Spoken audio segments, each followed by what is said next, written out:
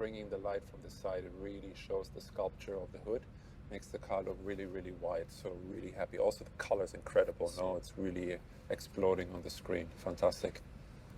Hey guys, we are here in the studios to create some assets for our new baby, the GranTurismo. Some video, photo assets. And since we have the car here, let's get up and take a look together. As you know, the GranTurismo is not just a nameplate for us. It's actually the philosophy of our brand, bringing performance and luxury together. And that is really apparent in how we have designed the new GranTurismo. So let's take a closer look. Before the invention of the GranTurismo concept 75 years ago, a customer basically had to decide between a race car or a car for the road.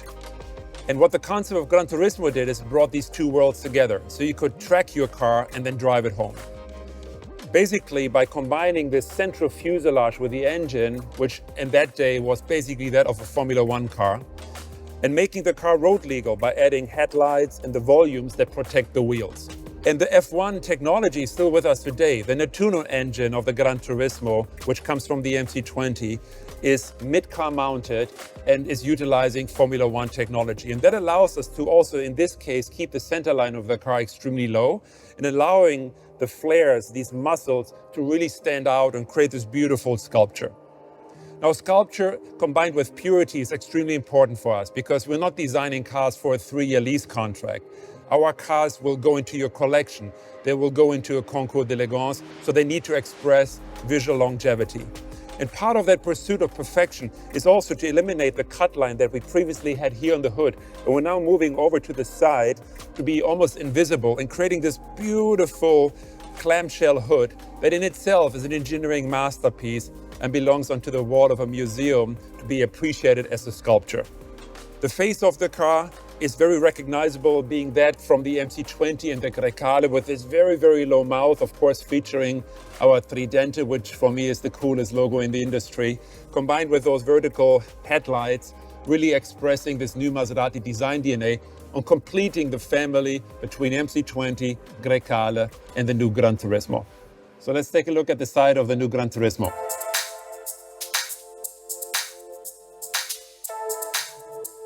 You can really appreciate the clean construction and the amazing proportion. But believe me, clean construction, clean design is the most difficult thing for a designer because there's so many things in your way. You have to consider the glass drop. You have to consider the hinges of the door. You have to consider side impact.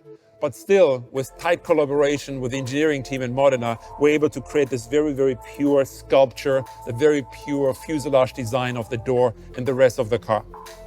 When it comes to the front, these beautiful muscles that are covering the massive front tires, 265/20, and the big 295 21-inch wheels. When it comes to this part, we're really applying still the human hand. Yes, we're using lasers, we are digitizing, we're scanning, we're using data. But when it comes to such critical parts of the car that are so important to our design and DNA, we're still applying the touch of the human hand. But let's talk about proportion. Proportion is so important for Maserati and of course a car like the GranTurismo.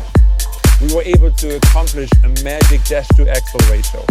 This gets measured from the center of the front wheel to the cut line of the front door. This distance is what makes the proportion so magic.